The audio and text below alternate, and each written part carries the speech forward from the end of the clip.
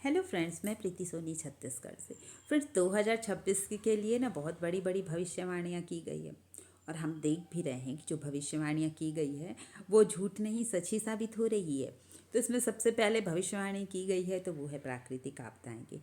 प्राकृतिक आपदा तो कितनी आ रही है, आप देख ही रहे हो। अभी भी कितने तूफान चक्रवात आ रहे हैं हर जगह पे, विदेशों में भी है ना। हमारे देश में तो ठीक है, विदेशों में भी बाहर बहुत ज़्यादा आ रहा है। और उसके बाद होती है भविष्यवाणी युद्ध की।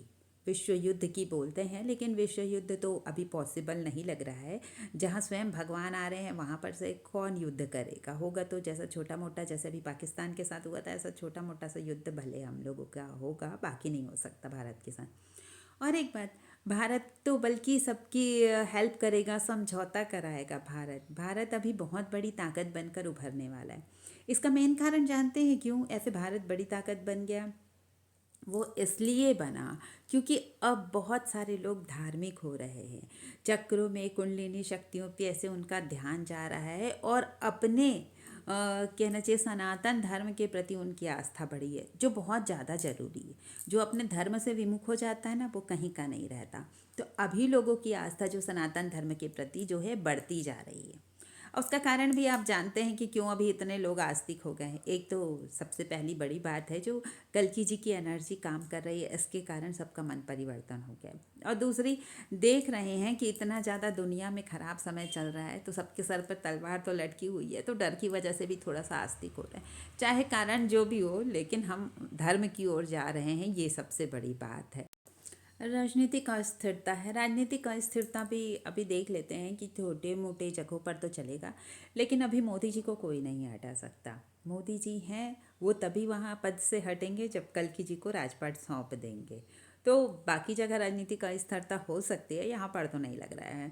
और ऐसे भी आप देख रहे हैं कहीं पे भी अस्थिरता क्या है, पूरे यानी कि पूरे सपोर्ट के साथ जो है मोदी जी सत्ता में बैठे हुए हैं। हर कोई उनको सपोर्ट करता है, सबको दिख रहा है, उनका काम दिख रहा है। और धर्म के प्रति जो उन्होंने किया, और सबसे बड़ा जो है उन्होंने राम मंदिर बनवाया है, जिसके कारण सबके मन में मोदी जी के लिए एक अलग ही आस्था पैदा हो गई है। और जो हिंसा बढ़ेगी, साइबर क्राइम तो काफ़ी अपराध बढ़ रहा है, आप भी देख रहे हैं कि कितना ज़्यादा साइबर क्राइम है।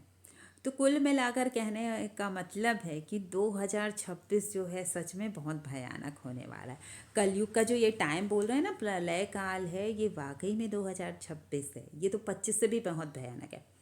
25 में क्या हुआ, मैं आपको साफ साफ बता देती हूँ। 25 में क्या हुआ, हाँ, यहाँ पर आग लगी। आग तो रोज ही लग रही थी, लेकिन थोड़ी थोड़ी, कुछ लोग ये मतलब उसमें जल रहे थे, या कुछ लोगों को ही प्रॉब्लम थी। तूफान वगैरह आया तो ठीक है, बहुत सारा हुआ नुकसान, लेकिन फिर भी इतना ज़्यादा नुकसान नहीं हुआ। लेकिन 2026 बहुत ही ज़्यादा घातक है, समझ जाओ।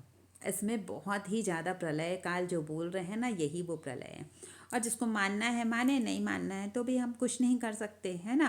बाद में हो सकता है कि ये लोग माने। अभी जो हमारे चैनल पे हंस कर जाते हैं, बाद में हमारा चैनल ढूंढे कि यहाँ पर क्या बताया था प्रीति सोनी जी ने, तो ये भी स्थिति आ सकती है। तो अभी जो इन सब चीज़ों से, इन दुर्घटनाओं से बचना चाहता है, तो सीधी बात उसके लिए एक ही बात बताई गई है कि बस भगवान का नाम स्मरण कर लो, सदाचार पे चलो, किसी का हर्ट करने की कोशिश मत करो। अब ज़बरदस्ती कोई हर्ट हो जाए तो उसकी वो जाने, आप अपनी तरफ से सच बोलो और सही रास्ते पर चलो। बस आपका इतना ही फ़र्ज़ है, दुनिया समाज सबके लिए बस आपका एक फ़र्ज़ है कि खुद को ही सुधार लो। अगर सोचो, समाज का हर एक इंसान सोच ले कि मैं खुद को बदल लूँ, तो फिर उसका दूसरे के लिए क्या फ़र्ज़ रह जाएगा। सभी सुधर जाएंगे अपने आप में, ऐसे ही समाज अच्छा हो जाएगा। लेकिन क्या है, हम पहले क्या है, खुद से पहले दूसरों को देखते हैं, तो यहाँ पर ये गलती नहीं करनी है। तो अभी ये कलयुग का सबसे बड़ा प्रलय टाइम शुरू हो गया, समझ जाओ। और अभी 26 लगते ही आप ये प्रलय काल देखेंगे कि ये कितना भयानक हो जाता है।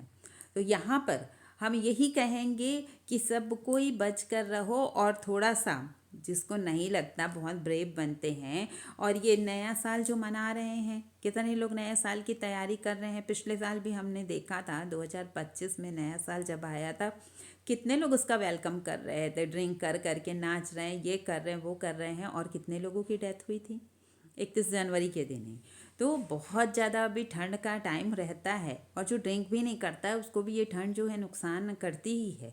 और ड्रिंक करके नाच रहा है उसका तो फिर कुछ कह ही नहीं सकते, है ना। तो ये ठंड जो है बहुत ज़्यादा नुकसान करती, तो आप इससे बच कर रहिए। बहुत ज़्यादा नए साल की खुशहाली मनाने के चक्कर में अपना स्वास्थ्य पर असर पड़े ऐसा बिल्कुल कोई भी काम मत करो। अपने टाइमिंग से कर लो और ठंड से बच कर रहो। फैशन के चक्कर में क्या है, स्वेटर वगैरह पहनते नहीं हैं और बस खुले में घूम रहे हैं, कुछ भी कर रहे हैं, तो ये जो है आपको प्रॉब्लम हो सकती है। क्योंकि ये इसी के लिए ही ये अलर्ट बताया गया है कि सब सावधान हो जाओ, ऐसा ऐसा 2026 में होने ही वाला है।